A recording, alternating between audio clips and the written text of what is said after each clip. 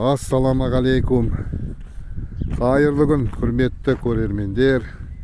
Дендеріңізге саулық, бастарыңызға амандық тілейміз. Сіздермен ауыл тынысы арнасы. Бүгін 4 мамыр, дүйсенбілік күн, 2026 жыл. Таңертеңгілік уақыт. Аузыма мал деген сөз түсіп жатыр. Мал айдап келгемнің сауынды сиырларды. Таңертеңгілік уақыт. 6:30-ның кезі ғой деймін сағат.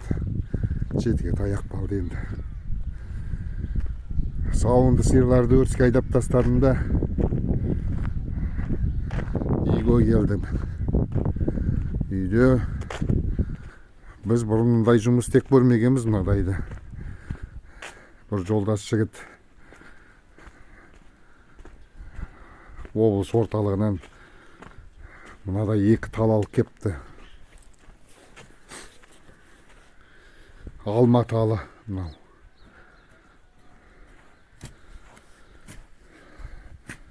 Бұның жемісін біз көп қолданамыз үйде. Күзгі уақытта компот істейміз ғой. Ылғи да соны сатып алып жүреміз. Осында бір жемісін өзіміз егіп көрейікші деген ниетпен осындай бір 2 тал алма, оралычка деп айтады енді. Тауықтың жұмыртқасындай ғой жемісі. Сары болады. Ауылда көп үйлерде, біраз үйлерде бар. Бізде осы өсет жақсы.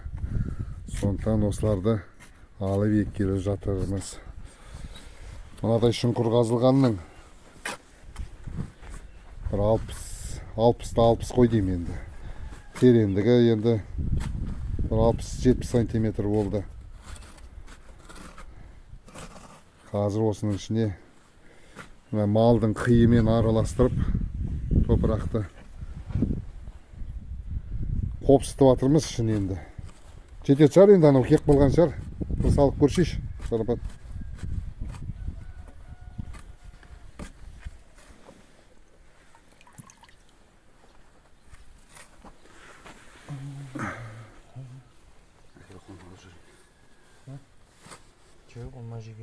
Иә, ана жегенен ғана егілу керек. Сол кеп қалады да.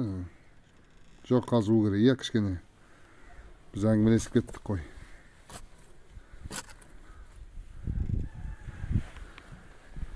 Иә, жарап жатыр, бірақ шұңқырлау болса.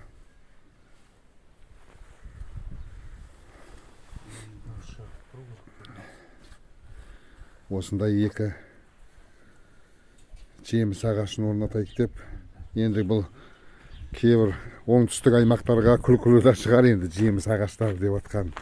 Бірақ енді біздің солтүстік аймақта бұл жаңа көрсеткенім қолданыста бар. Үйде жаңа айтқандай компотқа қолданамыз. Одан кейін мынадай ағаштар әкеп қойдық. Бұл шие ағаштары.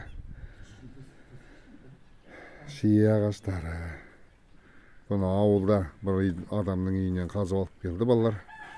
Бұларды орнатып тастаймыз. Осылай үйдің алдына енді дұрыс па, дұрыс емес па, осы жерлерге егіп отырмыз есіктің алдына. Мына жерге, одан кейін міне жаңағы шиелерді мына жаққа екпекпіз.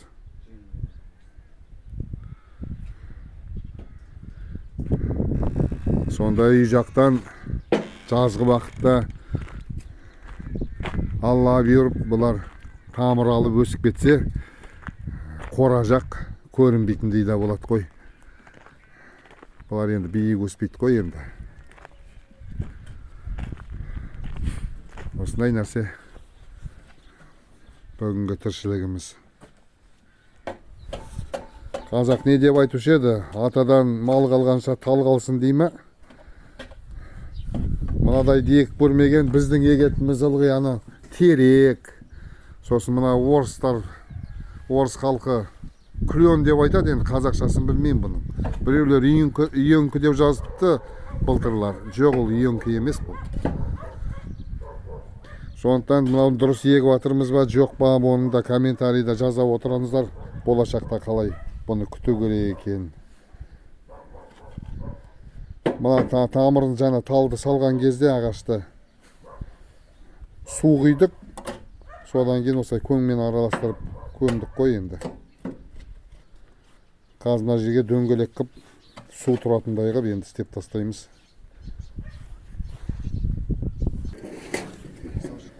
Mine osындай qilib istep qo'ydik. Мынау ағаштың күлі астына да салғанбыздың. Мына үстіне де салып жіберейік деп, қазір сумен бірге араласып кетеді қой содан кейін.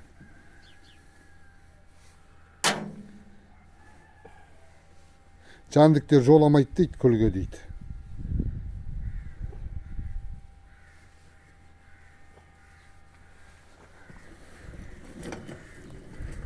Осындай болды енді.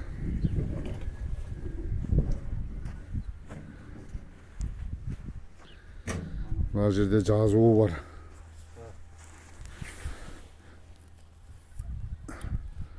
Уралочка деп тұр. Көріп тұрған жарыстар. Енді қазір мына екіншісін егеміз енді.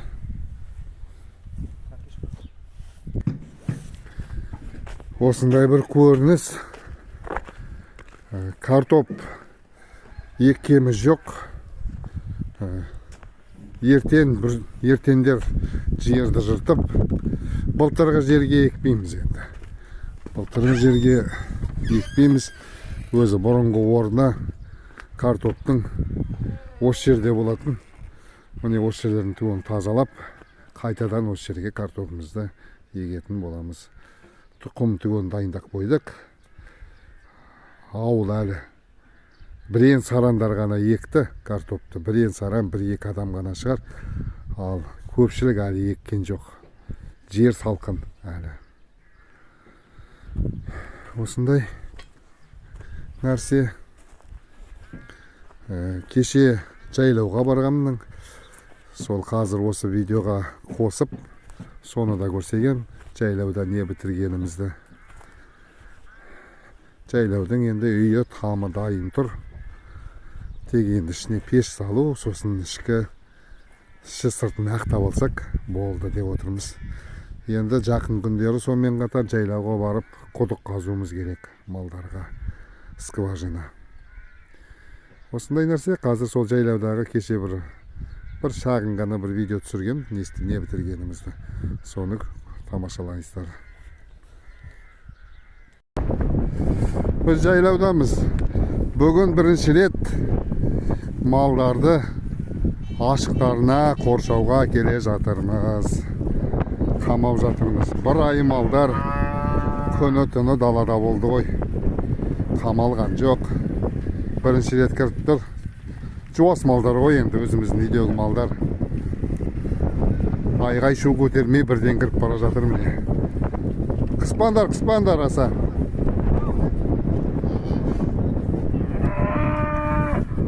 Соңғы кезде туған жас бұзаулар. Далада туғандар міне. Соңғы екеуі.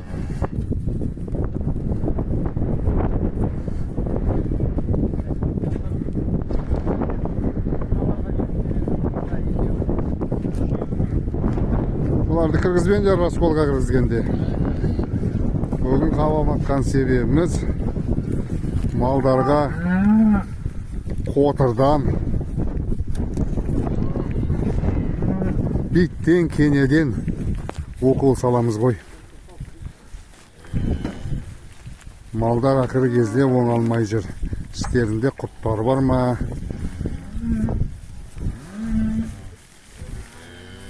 Бұзаулар да міне күннің ыстығымен кетуін кетеді. Сонда да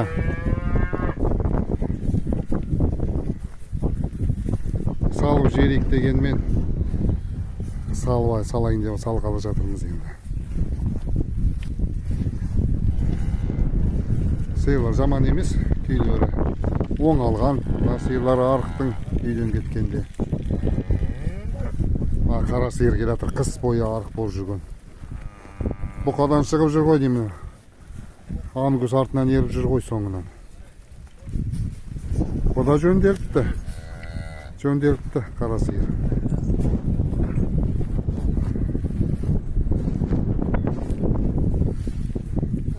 Qara mına Angus'tu da, Avreköl'dü da ekewin bir-birden üydегі сауынды сыйырларға апарып қосқанбыздың.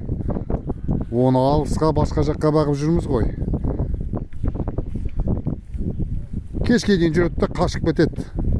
Мына малдар сол ана сыйырлардың жанынан бір 4-5 километр жерде, 5-6 километр жерде десем де болады. Бастарын көтереді де, иіс алады да, бастарын көтеріп бірақ береді. Мына сыйырларға етіп қалады. Сонымен екеуінде сауынды сыйырлардың арасына қоса алмадық. Мынау биылғы бұзау бұқа болып жүр міне қазірден. Мына сиырдың да күйі төменнің сәл жөнделген сияқты бұ да. Жөнделіп тұр, мына үлкен сиырда кішкене күйі төменнің. Бірақ көбінің әлі өлжіндері түспеген. Әлі де өлжіндері түспеген екен. Şükür Allah. Şükür Allah. Mına бұзау нашарлау екен кішкене. Оларға да укол салынады. Саламыз.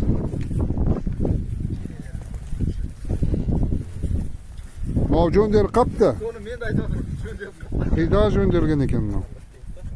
Міне мойындарын қараңыздар. Мойынның төменгі жағын кейіне де шаққан екен.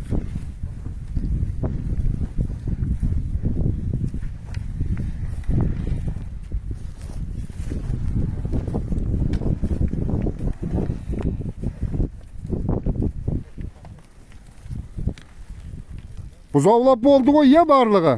Иә. 3 бұзау болу керек жас бұзаудан. Білем, алдында тұр ғой, мына. Көрсеттім оны екеуін. Міне біреуі жүр. Міне шешесі артында еріп жүр. Одан кейін мына қара сиыр бұзаулаған. Міне бұзауы жанында қара. Басқа бұзаулармен салыстырыңыздаршы. Ангуспен, шешесі мынау. Ангуспен шата ғой. Бұзауда да сондай бар. Шешесі сементал болғанмен, әкесі сементал болғанмен бәрі де шеше жағына тартқан, қанға кеткен ғой. Аналар жұқалтың болса, мынау ондай емес. Көрініп тұр.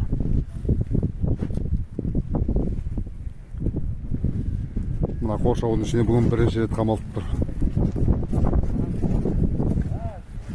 Осындай бір видео.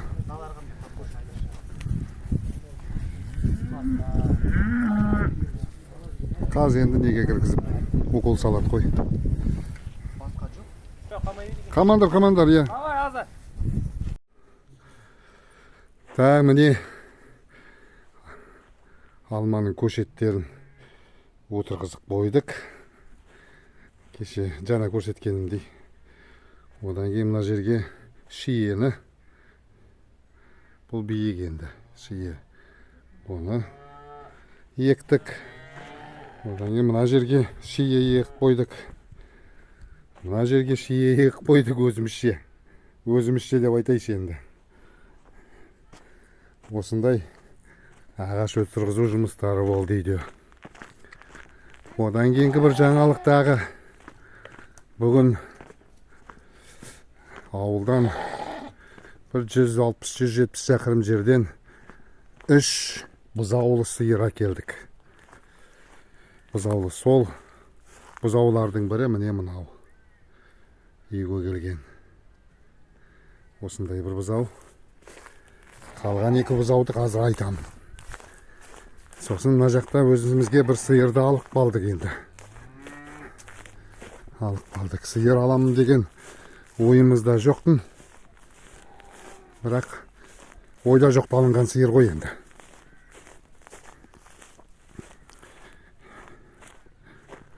Міне мына жерде тұр сиыр. Басында ноқтасы бар. Сондай үлкен емес. Бірақ шүкір Алла. Жаман емес. Үйге 3 сиыр, 3 бұзау келді. Бір үйдің малдары. Пенсиядағы адамдар екен. сауып жүрген кісі 80 жастағы апай екен. Мына сиырларды сауғаннан кейін құйрығынан ұстап тұрады екен. Сол кісілер дәрігерге түсіп қалғаннан кейін сатамыз деді сиырларын. Оған сиыр аламыз деп ойлағымыз жоқ дедім ғой. Оған себеп болған өздеріңіз білетін Қызылордадан келген, өткенде видеода түсіріп көрсетіп жүрмін. Талғат құрдас пен Нұрболат бауырым. Нұрболатты енді білесіздер, Талғатты білесіздер. Солар бір бұзаулы сиырдан аламыз дегеннен кейін, бір үйдің сиырлары болғаннан кейін, шеуінде бір-ақ сатам дегеннен кейін, енді бұны қайда жібереміз, сосын жарайды ала салайық деп, біз мынаны алып қалдық. Нұрболат бір бұзаулы сиырды алып кетті, Талғат бір бұзаулы сиырды алып кетті. Біз бір бұзаулы сиырды бізде қалды, міне осындай. Енді бағаларында сұрауларыңыз мүмкін. Қазір малдың бағасы, әсіресе сауынды сиырдың балалары, сауынды сиыр дегенім қымбат. 3 бұзаулы сиырды 3 миллион қалдық қой. 3 миллион 100 сұрағанның 3 миллион 100 мыңын түсірді. Сомен 3 миллион қалынды. Бұлайша айтқанда бір сиыр бұзауымен 1 миллион қой. 1 миллион. Жаман емес, қымбат деп та айта алмайым. Себебі қазір май айы, мамыр айы, нағыз майдың, сүттің керек кезі. Сондықтан Нұрболатқа да болсын, бала шағасы бар, Талғаттың да бала шағасы бар, балаларының несібесі. Малданайын деп тұрған малды қымбатсынбадық енді. Одан артық табылмайтын болдық. Оның үстіне бір үйдің малдары болғаннан кейін, мынау жаман, мынау жақсы деп бөліп жаратын емес. Сондықтан осындай бағаға 3 сиыр сатып әкелінді. Осындай жағдай, жаңалықтың бірі осы.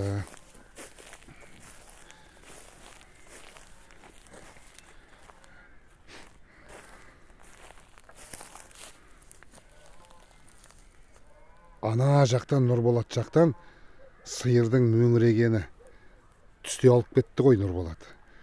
Соның дауысын естіп, мынау бірден мойнын бұрды ғой сол жаққа, сиырдың мөңірегеніне.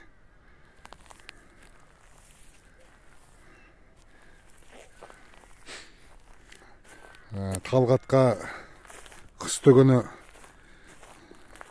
естеріңізде болса, бір сиыр мен 2 құнажын тайынша алды ғой Талғат. Сиыры қысыр қалып, сүт қажет болды. Сиыры қысыр қалды екен. Сондықтан оған сауынды сиыр керек болды. Сонымен алынды ғой. Осындай сиыр. Енді анау ойлы-кісті қарасақ, бұлай сатып атқан адамдарды қарасақ, бар 700 мыңдікі, 600 мыңның сиырлары. Бұзаусыз 550-дікі да кездеседі. Бірақ енді мыналар оны сиырлармен салыстыруға келмейді. Бұлар бұзылған сиырлар емес. Бір үйдің малдары болғаннан кейін осысына қызықтық енді. Бұзауы да ертерек туған бұзау, мына бір 3-4 айлық бұзау ғой. Бірақ сиырларды сауып, олар сүттен қағылып қалған ғой.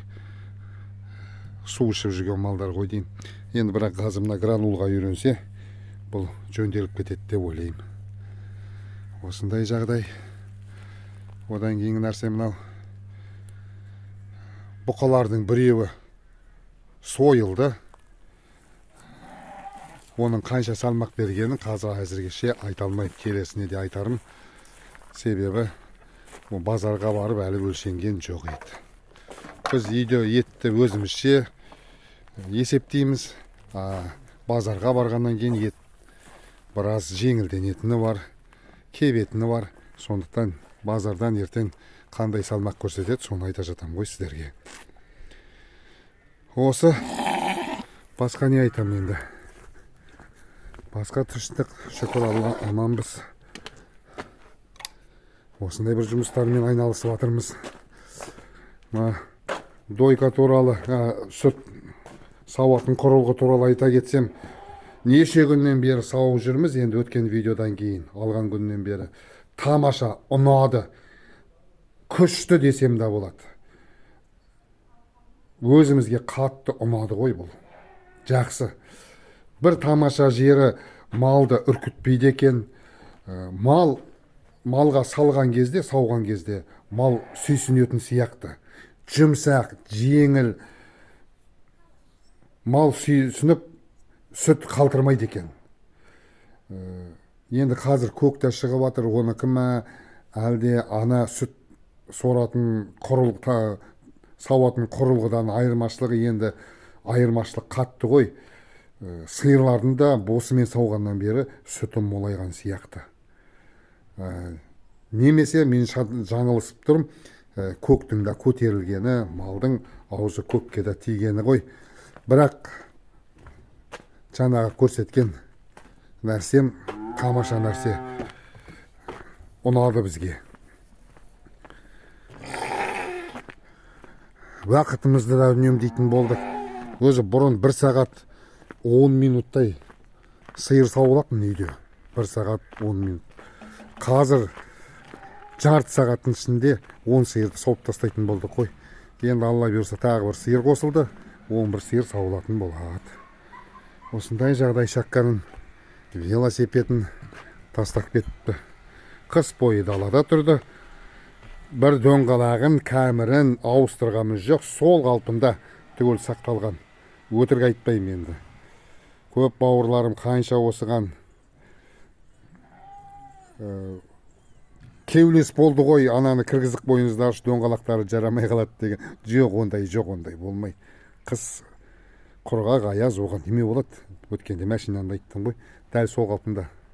Іштемесі істелінген жоқ, ауыстырылған жоқ.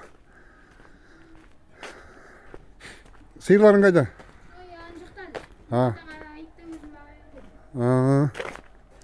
Осындай жағдай.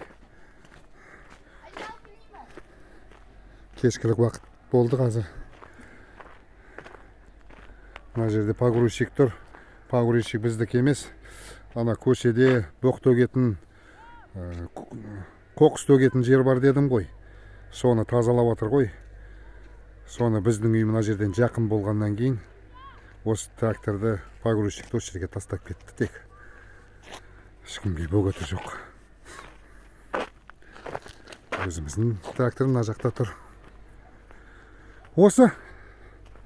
Осындай бір ан жерден бір шоқыдым, мына жерден бір шоқыдым. Әйтеуір сонда барлығын қосып бір сериал жасап отырым. Сапасы төмен болатса айып етпеңіздер, реніш етпеңіздер. Бір жинақталған, қосылған бір видео болғалы тұр. Бар болыңыздар, аман болыңыздар, дендеріңізге саулық, бастарыңызға амандық тілейміз. Бар жақсылық болсын, есен сау болыңыздар.